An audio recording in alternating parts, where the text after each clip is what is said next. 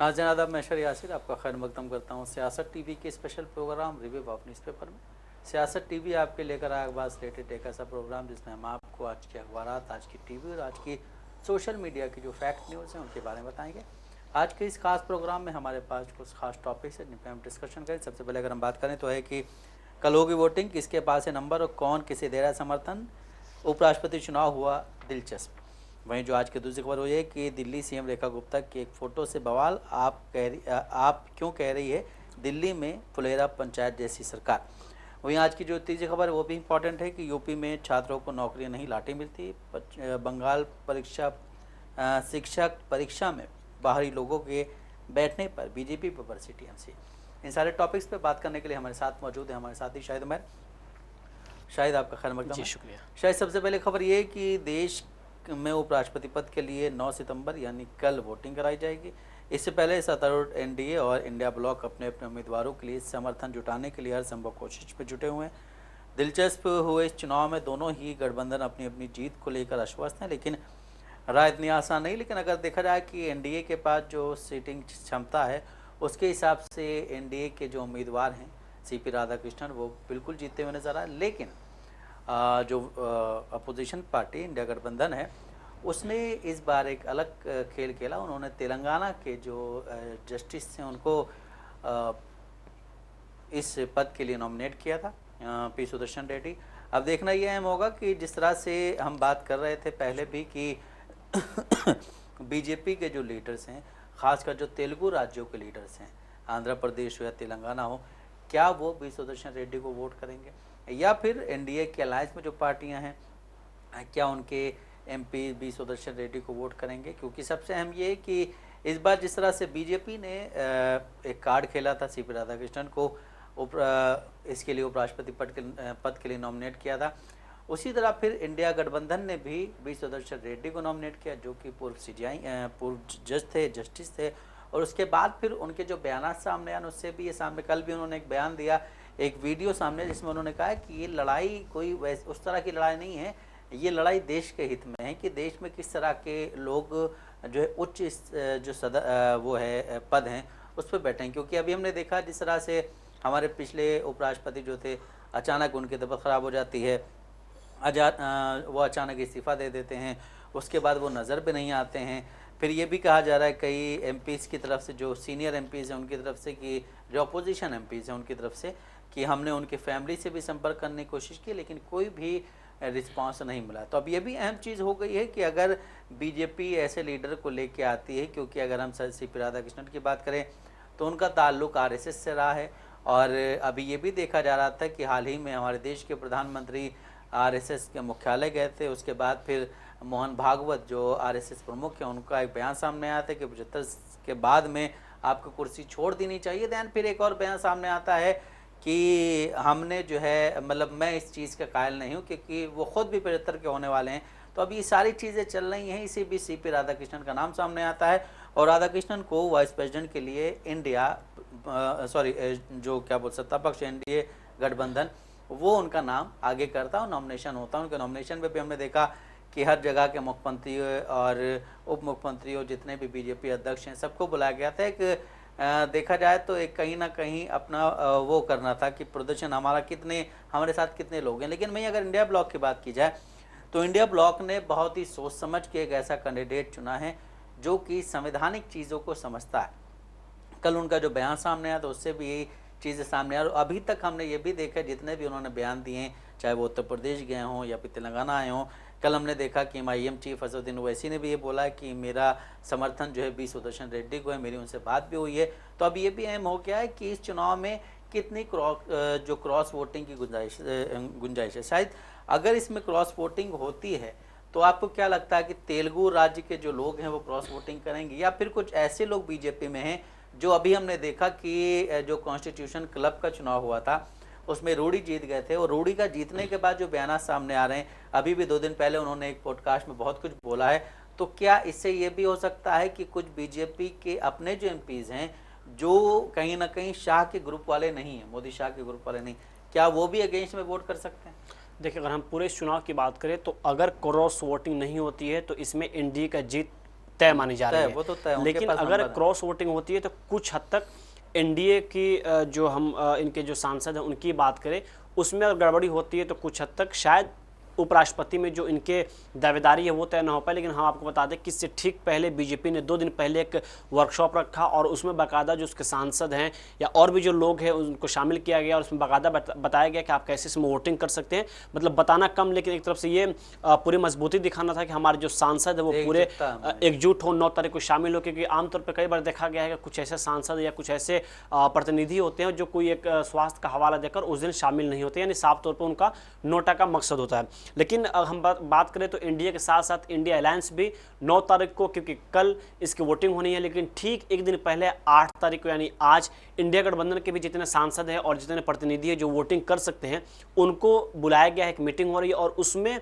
कहा जा रहा है कि मॉक इंटरव्यू कराया जाएगा। मतलब उसमें पूरी क्या प्रक्रिया है, कैसे वोटिंग करनी है, कौन कौन सी चीज़ें इसमें शामिल होंगी, तमाम तरह की जो चीज़ें हैं वो उनकी बताई जाएगी, ताकि किसी भी तरीके से एक वोट भी किसी भी दूसरे पाले में ना जाए। एक तरह से ये भी कहा जा सकता है कि इंडिया गठबंधन के भी जो बड़े नेता हैं वो भी इस चीज़ को पूरे पुख्ते तरीके से मजबूत करने की कोशिश कर रहे हैं कि हमारे जो सांसद हैं वो हमारे हाथ से ना निकले।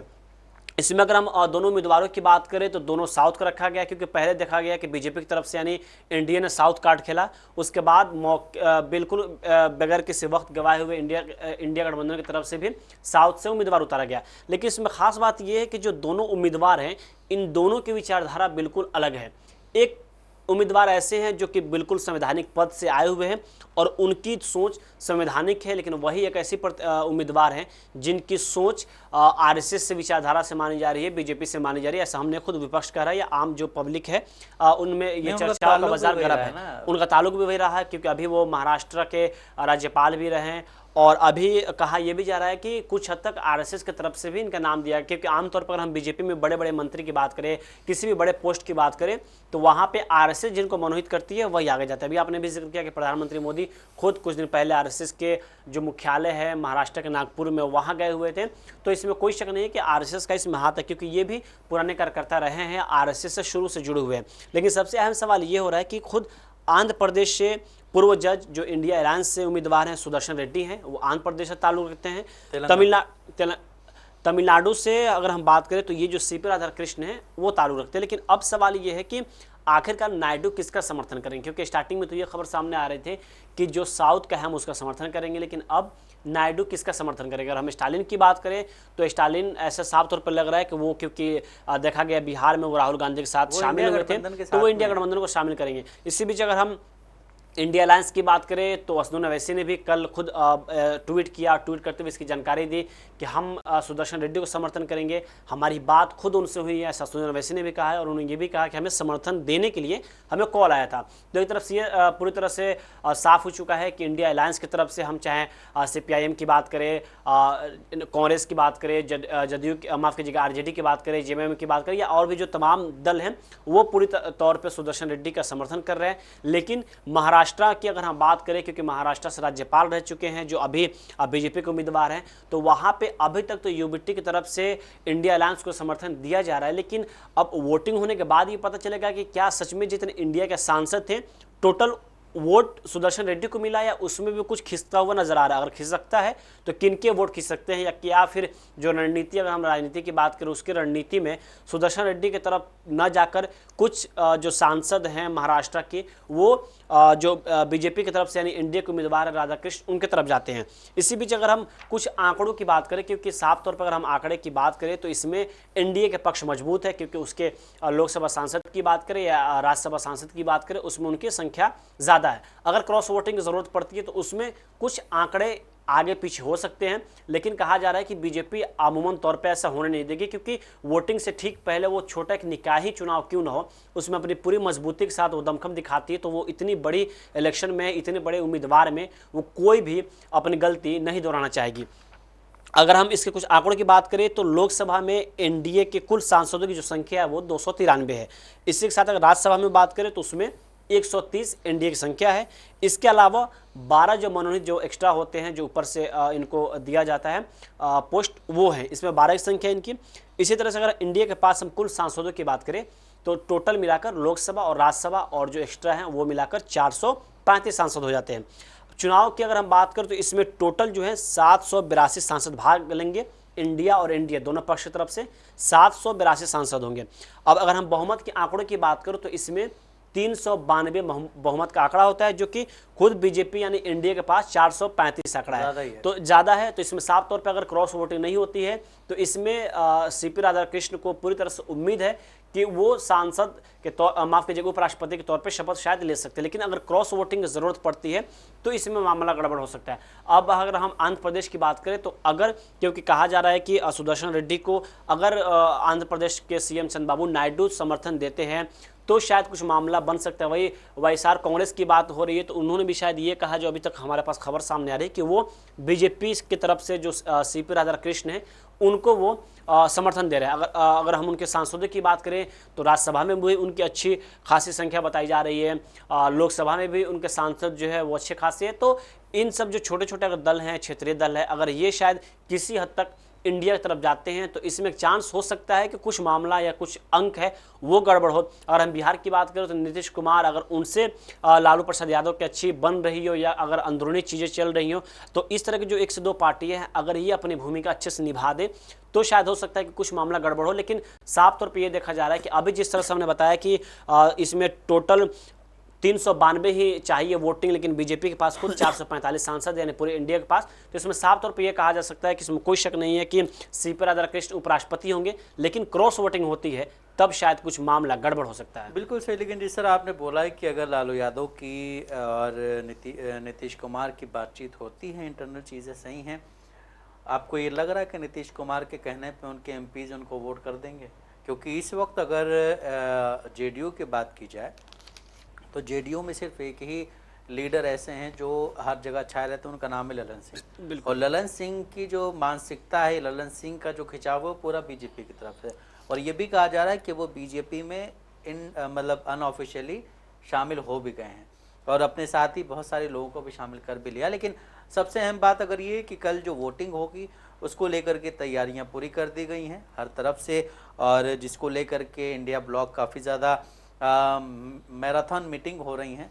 और जिस तरह अभी आपको शायद ने बताया कि एनडीए की तरफ से एक मीटिंग बुलाई गई थी जिसमें कल एक तस्वीर वायरल हो रही थी कि कार्यकर्ताओं की एक सबसे पीछे कतार में देश के प्रधानमंत्री मोदी बैठे थे। तो ये भी एक पब्लिसिटी स्टंट होता है कि आप पंजाब में बाढ़ आई हुई है, इतनी सारी चीज़ें देश में ख़राब हो रही हैं, लेकिन आप जो हैं जो हमारे देश का दरबारी मीडिया वो सिर्फ एक ही खबर को रोशनी देता है कि देश के प्रधानमंत्री कहाँ जा रहे हैं, कब आ रहे हैं, क्या हो रहा है, क्या नहीं हो रहा है, वो किस कतार में बैठे हैं, ये इम्पोर्टेंट नहीं है।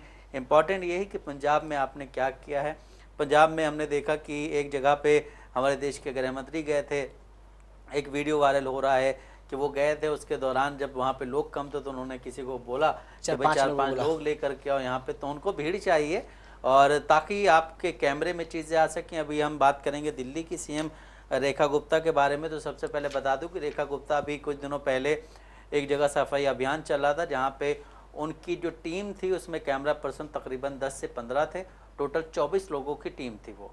तो आप समझ सकते हैं कि बीजेपी के जो एमपीज हैं या फिर सीएम हैं या फिर देश के प्रधानमंत्री हैं, उनके पास पर्सनल कैमरा पर्सन्स कितने होते हैं वहाँ पे।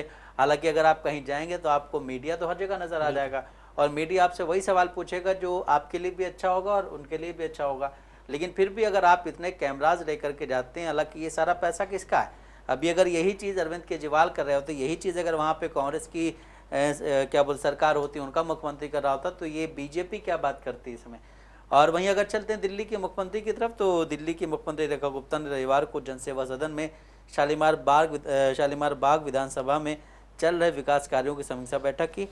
इस आधिकारिक मीटिंग में सीएम के पति मनीष गुप्ता भी उनके साथ नजर आए थे और इसको लेकर के आम आदमी पार्टी ने बहुत कुछ बोला। इसको लेकर के आम आदमी पार्टी एक्टिव हो गई। उसने कहा है कि जब सीएम की मीटिंग है तो वहाँ पे उनके पति क्या कर रहे हैं। यही चीज़ हम फिर एक बार कह रहे हैं कि अगर किसी और राज्य में किसी और मुख्यमंत्री के साथ में कोई बैठा होता तो उस वक्त बीजेपी क्या कहती। अभी ये कहा जाएगा कि एक महिला को आप अपमानित कर रहे हैं। सबसे बड़ा इल्ज़ाम तो यही लगाया जाता है, अगर देश के प्रधानमंत्री को कोई कुछ बोल देता है या उनकी मां के लिए कोई अभद्र टिप्पणी कर देता है तो उस समय पूरी कांग्रेस पार्टी जो है वो बदनाम हो जाती, पूरा इंडिया गठबंधन बदनाम हो जाता। हालांकि वो कार्यकर्ता कौन है ये आप सब समझ सकते हैं, सिर्फ मुद्दों से ध्यान भटकाने के लिए ये सारी चीज़ें की जाती हैं। लेकिन सबसे अहम चीज़ ये है कि रेखा गुप्ता की मीटिंग में, जब रेखा गुप्ता मीटिंग कर रही, इसी तरह का एक वीडियो सामने आया था, शायद आपको याद होगा कि तेजस्वी यादव एक मीटिंग कर रहे थे, उनके साथ में तेज प्रताप यादव बैठे हुए थे, तो कितना बड़ा हंगामा हुआ था कि वो क्यों बैठे हुए हैं ये वो। अब उनके पति बैठे हुए हैं साथ में, तो इस पर कोई हंगामा क्यों नहीं करी? बीजेपी को माफ़ी मांगनी चाहिए, रेखा गुप्ता को समझाना चाहिए।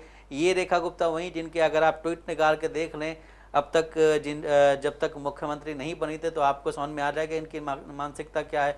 इस तरह के लोगों को बीजेपी जो है वो मुख्यमंत्री बनाती, वो उच्च पद पे बिठाया जाता है उनको। लेकिन शायद जिस तरह से कल जो वीडियो सामने है उसको लेकर आम आदमी पार्टी नेता सौरभ भारद्वाज ने कहा है कि इन्हें पंचायत वेब सीरीज़ की फुलेरा पंचायत से जोड़ा गया है। उन्होंने कहा है कि दिल्ली की सरकार फुलेरा की पंचायत बन गई है। अगर हम दिल्ली के पूरे कार्यक्रम कल की बात करें तो साफ तौर पे सवाल खड़ा होता है, क्योंकि अगर किसी वो सरकार की मीटिंग है, आपके पास वो लोग हैं जो मंत्रिमंडल कह ले या फिर सरकार में शामिल है, तो आखिरकार आपके साथ आपके पति की ज़रूरत क्यों पड़ रही है? और यही वजह है कि आम आदमी पार्टी ने भी उन पर सवाल खड़ा किया है। और आम आदमी पार्टी की तरफ से सौरभ भारद्वाज ने यहाँ तक कह दिया है कि ये फुलेरा पंचायत की तस्वीर सामने आ रही है। फुलेरा पंचायत का जिक्र इसलिए भी किया गया क्योंकि देखा गया कि पंचायत में कैसे प्रतिनिधित्व उनकी वाइफ होती है, लेकिन सारा काम धाम उसका पति करता है। तो साफ तौर पर उन्होंने यही संकेत देने की कोशिश की है कि यहाँ पे तो मुख्यमंत्री आप हैं, लेकिन बगल में आपके पति कर क्या रहे हैं। अभी आपने महिला का जिक्र किया, लेकिन यहाँ पे गौर करने वाली बात यह है कि हम ना महिला देख रहे हैं ना पुरुष देख रहे हैं, बल्कि एक मुख्यमंत्री के तौर पे हम उनको देख रहे हैं। तो अगर आप मुख्यमंत्री बनी हैं तो आपके अंदर उतनी क्षमता है, तो आपको बीजेपी ने मुख्यमंत्री का कुर्सी दिया है, लेकिन आखिरकार आपके बगल में आपके पति को बैठाने की जरूरत क्यों पड़ी? लेकिन आम आदमी पार्टी का, सॉरी मैं रोकूंगा आपका, अपोजिशन का ये कहना है कि इस वक्त जब से ये चुनाव हुए हैं 2024 के लोकसभा चुनाव या उससे पहले की अगर बात करें, तो कुछ ऐसे लोगों को मुख्यमंत्री बनाया जा रहा है जो सीधे सीधे अमित शाह के इशारे पे काम करें। जिस तरह हमने देखा कि राजस्थान में, मध्य प्रदेश में, छत्तीसगढ़ में, उड़ीसा में, हर जगह इस तरह के मुख्यमंत्री बनाए जा रहे हैं जो अमित शाह की इशारे पे काम करें। अपोजिशन का कहना है नहीं, वो ठीक है, अगर आप किसी के इशारों पे किसी को मुख्यमंत्री बना रहे हैं, आमतौर पे यही देखा भी जाता है, चाहे कोई भी पार्टी हो, हम सिर्फ बीजेपी की बात न करें, कोई भी ऐसी पार्टी हो, तो आमतौर पे यही देखा जाता है कि जिसकी ऊपर जितनी पहुंच होती है पार्टी उसी को उतनी ऊंची पद देती है। कार्यकर्ताओं की अगर बात करें तो हमेशा हर पार्टियों की यही शिकायत रहती है कार्यकर्ताओं की, कार्यकर्ता सिर्फ महज एक चद्दर दरी बिछाने के लिए होते हैं, झंडा ढोने के लिए होते हैं। लेकिन इसमें भी अगर आप बड़े पोस्ट की बात करें तो या तो जाति या फिर अगर आपके पास उतनी पहुंच है तो आप बड़े पोस्ट पे बैठते हैं। लेकिन यहाँ पे आम आदमी पार्टी ने जिस तरह से आरोप लगाया कि आखिरकार क्या दिल्ली के मुख्यमंत्री रेखा गुप्ता को अपने ही कार्यकर्ताओं पे, अपने लोगों पे भरोसा नहीं है कि उनको अपने बगल में अपनी पति को बैठाना पड़ा? अपने मंत्रिमंडल पे भरोसा नहीं है, जो आपको एडवाइजर दिए गए उन पे कोई भरोसा नहीं, ताकि आपने फिर अपने पति को बैठाया हुआ। यही काम, मैं फिर एक बार दोहराऊंगा, यही काम अगर किसी और प्रदेश की जहाँ पे बीजेपी की सत्ता ना हो वहाँ पे किसी मुख्यमंत्री ने किया होता तो अब तक तो हमारी जो दरबारी मीडिया है वो तो आफत मचा देती पूरी तरह। बिल्कुल। अब इस पर अगर हम बात करें तो सौरभ भारद्वाज ने आरोप लगाते हुए लिखा है कि दिल्ली में प्रजातंत्र और संवैधानिक व्यवस्था का मजाक बनाया जा रहा है। बीजेपी पहले पानी पी पी कर परिवारवाद के नाम पर कांग्रेस को गालियां देती थी, लेकिन वही बीजेपी अब बताए कि ये परिवारवाद नहीं तो और क्या है। वही हम बात करें तो इस जो सौरभ भारद्वाज ने पोस्ट किया है उसको दोबारा पोस्ट करते हुए सांसद संजय सिंह ने लिखा है कि फुलेरा की पंचायत में आप लोगों का स्वागत है। पीएम मोदी ने दिल्ली में 2 सीएम बना दिए हैं, रेखा गुप्ता सीएम है और उनके पति सुपर सीएम है। भाजपा की सरकार ने 6 महीने में ही दिल्ली का कबाड़ा कर दिया है।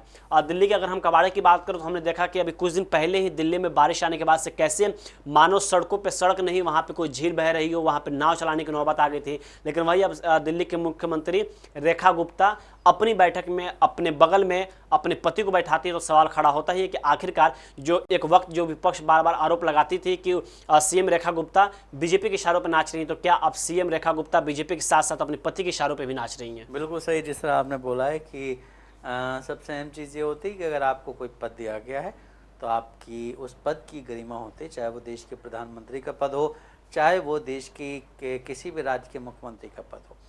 आप अगर मुख्यमंत्री आप प्रधानमंत्री तो आपको किसी के भी इशारे पे काम करने की ज़रूरत नहीं। लेकिन जिस तरह से अपोजिशन का भी इल्ज़ाम रहता है कि हमारे देश के प्रधानमंत्री नरेंद्र मोदी आरएसएस के इशारों पे काम करते हैं, उसी तरह से यहाँ पे रेखा गुप्ता पे ये इल्ज़ाम लगाए जा रहे हैं आम आदमी पार्टी की तरफ से, जो कि वहाँ की मुख्य विपक्षी पार्टी है, उसकी तरफ से इल्ज़ाम लगाया जा रहा है कि वो उनके ऊपर डबल प्रेशर आ गया। एक तो अमित शाह के इशारों पे काम करना, तो उसके बाद फिर अपने पति के इशारों पे काम करना है। लेकिन सबसे अहम चीज़ ये है कि अभी हमने देखा कि यमुना का जलस्तर कितना बढ़ गया था, और उसके बाद जो निचले इलाके हैं यमुना के करीब करीब में, वो सारे भर गए थे, और वहाँ पे एनडीआरएफ की टीमें तैयार की गई थी। वहाँ पे जो निचले इलाकों में जो लोग रहते थे, वो सारा सामान वामान लेके अपना ज़रूरत का सब छत पे चले गए थे, वो छत पे अपना गुजारा कर रहे थे। इसी तरह से पंजाब की अगर बात की जाए तो पंजाब में भी यही हालात हैं। पंजाब में बाढ़ का अभी भी प्रकोप जारी है, और हमने ये भी देखा कि बहुत सारे पंजाब के जो सिंगर्स हैं, एक्टर्स हैं, या फिर अगर बॉलीवुड की बात करें तो सभी ने अपनी अपनी तरह से वहाँ पे मदद करने की कोशिश की। यहाँ तक कि जो सोशल मीडिया के इन्फ्लुएंसर्स हैं, उन्होंने भी वहाँ पे मदद करने की कोशिश की। लेकिन सबसे अहम चीज़ ये है कि जब वहाँ पे हमारे देश के क्या बोलते हैं, कृषि मंत्री एक जगह गए थे, तो वो कहीं किसी जगह का सर्वे करने के लिए अभी हाल ही में गए थे, तो वहाँ पे भी आप देखिए कि उनके साथ कितने कैमरा, बीजेपी के पहले तो सिर्फ देश के प्रधानमंत्री के नाम पे ही ये कहा जाता था कि प्रधानमंत्री अपोजिशन का कहना था, हमारे देश के प्रधानमंत्री कैमरा जीवी हैं। लेकिन अब तो मुझे लगता है कि बीजेपी का एक इंसान जो है, जो भी, चाहे वो मुख्यमंत्री हो या केंद्रीय मंत्री हो, सबको सिर्फ कैमरा पसंद है कि हर एंगल से फ़ोटो अच्छी आनी चाहिए। हमारे देश के प्रधानमंत्री नरेंद्र मोदी जब क्या बोलते हैं, अहमदाबाद में प्लेन क्रैश हुआ था, उसके बाद जो उनकी फ़ोटो ली गई थी, उससे काफ़ी कुछ चीज़ें नज़र आती कि उनके जो कैमरा पर्सन्स हैं वो कितनी ट्रेनिंग लेकर के आए हैं। तो जिस तरह से चीज़ें चल रही देश में, कहीं फ्लड आ रहा है, इतनी महंगाई बढ़ गई है, आपने पहले जीएसटी नहीं था, फिर जीएसटी लगाया, उसके बाद फिर आपने राहत दे दी, और राहत दे करके बोला कि हमारे देश के यशस्वी प्रधानमंत्री गरीब जनता के बारे में कितना ख्याल रखते हैं। भाई पहले क्यों लगाया था आपने? अगर गरीब जनता के बारे में ख्याल ही रखना था तो आप पहले इस पर जीएसटी नहीं लगाते। ये सब चीज़ें चलें। इसी बीच एक खबर आती है पश्चिम बंगाल से। पश्चिम बंगाल में स्कूल स्तरीय चयन परीक्षा में बाहरी राज्यों के हज़ारों छात्र शामिल हुए। इस परीक्षा में बिहार, उत्तर प्रदेश और अन्य ज़िलों से 31,000 से ज़्यादा अभ्यर्थी बैठे। इसको लेकर सियासी पारा चढ़ गया है। एक तरफ टीएमसी का ये कहना है कि भाई आप अपने अपने राज्यों में जो है नौकरी दीजिए, ताकि किसी और राज्य में वहाँ के लोग ना जाके काम करें। अगर देखा जाए तो उत्तर प्रदेश में बाबा, जिनको कहा जाता है बुलडोज़र बाबा, योगी आदित्यनाथ, उनकी सरकार है। और फिर अगर बिहार की बात की जाए तो बिहार में नीतीश कुमार की सरकार है, और नीतीश कुमार का जो समर्थन है वो बीजेपी के साथ है। तो इस तरह की जब चीज़ें आती हैं, ममता बनर्जी की बात की जाए तो ममता बनर्जी अकेले खड़ी हुई हैं, और बीजेपी से भी, और वो वहाँ की जो क्षेत्रीय पार्टियां हैं या फिर वहाँ की जो कांग्रेस पार्टी, उससे भी लड़ रही हैं। मैं केंद्र की बात नहीं करूँगा, केंद्र में साथ में है, बट जो पश्चिम बंगाल की जो कांग्रेस पार्टी है या फिर वहाँ के जो कई लीडर्स हैं, उनमें एक नाम सामने आता है जो कि इससे पहले लोकसभा में विपक्ष के नेता थे, चौधरी, उनका। तो जिस तरह से चीज़ें वहाँ पे चल रही पश्चिम बंगाल में, ममता बनर्जी अपनी एक तैयार खड़ी हुई हैं, हर एक वार का सामना करती हैं। लेकिन उस दौरान ये भी एक चीज़ सामने आती है कि बाहरी अन्य राज्यों से तकरीबन 31,000 से ज़्यादा अभ्यर्थी जो है वो इस परीक्षा में बैठे थे। इसको लेकर के उन्होंने कहा कि भाई अपने अपने राज्यों में भी आप नौकरियां दें, ताकि ये कहीं और राज्य में जा कर के इस तरह परीक्षा में, फिर वहाँ के लोकल्स जो अगर बैठते हैं क्या बोलते हैं एग्ज़ाम में, तो उनके लिए परेशानी होती है। देखिए, ममता बनर्जी का जो कल बयान सामने आया, उससे साफ तौर पे उन्होंने ये नहीं कहा कि हम अपने राज्य में दूसरे राज्यों को नौकरी नहीं देंगे। हम बता दें कि टीएमसी नेता कुणाल घोष ने साफ तौर पे कहा है कि बाहरी लोगों को परीक्षा देने से कोई रोक नहीं है। वैसे यहाँ किसी ने यह नहीं कहा है कि केवल पश्चिम बंगाल के निवासियों को ही इस राज्य में नौकरी के लिए परीक्षा देने की अनुमति होगी। किसी ने उन्हें रोका या परेशान नहीं किया। लेकिन ममता बनर्जी ने जिस तरह से बीजेपी लगातार ये कहती है कि हम लोगों को रोजगार दे रहे हैं, उस पर निशाना साधा, क्योंकि पश्चिम बंगाल में एक परीक्षा हुआ था 2016 में। उसके बाद से उस परीक्षा को सुप्रीम कोर्ट ने, पहले तो कोलकाता हाई कोर्ट ने उस पर रोक लगाई थी, उसके बाद से उसको बरकरार रखते हुए सुप्रीम कोर्ट ने भी वही फैसला दिया। उसी को लेकर जो कि एग्जाम है WBSSC, उसी का एग्जाम होना था। इसमें करीब 20,000 से ज़्यादा वैकेंसी निकली है, और इस वैकेंसी को लेकर 3 लाख के करीब लोग इसमें फॉर्म भरे, जो कि रिपोर्ट सामने आ रही है। लेकिन इसमें यह कहा जा रहा है कि 31,000 से ज़्यादा पश्चिम बंगाल के छोड़कर आसपास के लोग शामिल थे। लेकिन एक वीडियो इस पर सोशल मीडिया पर काफ़ी वायरल हुआ, जिसमें वो इंसान उत्तर प्रदेश का होता है, उससे जब मीडिया सवाल पूछती है तो वो ये कह रहा है कि उत्तर प्रदेश में एग्जाम होने से पहले पेपर लीक होता है, एग्जाम दो भी दो तो उसमें कोई गारंटी नहीं है कि क्या होगा क्या नहीं होगा। तो उस पर उन्होंने जिक्र किया कि उत्तर प्रदेश में रोजगार कम और लाठियां ज़्यादा मिलती हैं। तो उसी को टीएमसी के सोशल मीडिया प्लेटफॉर्म एक्स पर ट्वीट किया गया और इसी के जरिए ममता बनर्जी ने बीजेपी पे निशाना साधा और उन्होंने साफ तौर पर यह कहा कि लाठी से ज़्यादा पहले रोजगार देने की ज़रूरत है। तो इन्हीं तमाम मुद्दों को उन्होंने जिक्र किया और उन्होंने ये कहा कि अगर सच में बीजेपी अगर रोजगार देती, उनके कहने का मकसद यही था कि बीजेपी अगर रोजगार देती तो शायद आज ये लोग दूसरे राज्यों में भटकने की इनको ज़रूरत नहीं पड़ती। लेकिन वही टीएमसी के जो नेता उन्होंने साफ तौर पर यह कहा कि हम अपने राज्य में किसी को रोक नहीं रहे, लेकिन सवाल ये कि जो नेता बड़े बड़े दावा और वादा कर रहे हैं तो आखिरकार उनके दावे और वादे ज़मीनी हकीकत पर क्यों नहीं, सिर्फ कागजी कार्रवाई में क्यों दिखती है। बिल्कुल सही बात है। जिस तरह से आपने बात की कि उत्तर प्रदेश की जो राजनीति, वहाँ पे नौकरी से ज़्यादा लाठियाँ मिलती हैं। अभी हमने देखा कि दिल्ली में एसएससी के स्टूडेंट्स प्रोटेस्ट कर रहे थे, उनको किस तरह से खदेड़ा गया, वहाँ से उन पर लाठीचार्ज किया गया।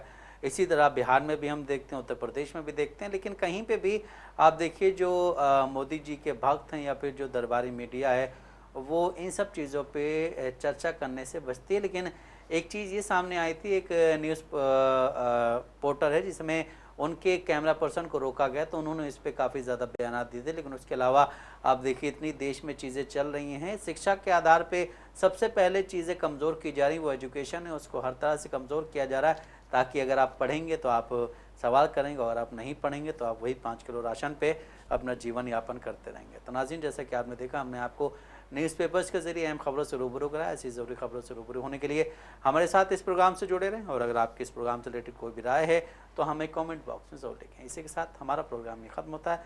मुझे और मेरे साथी शायद मेरे को दी इजाज़त। आप बने रहें सियासत टीवी के साथ। अल्लाह हाफ़िज़।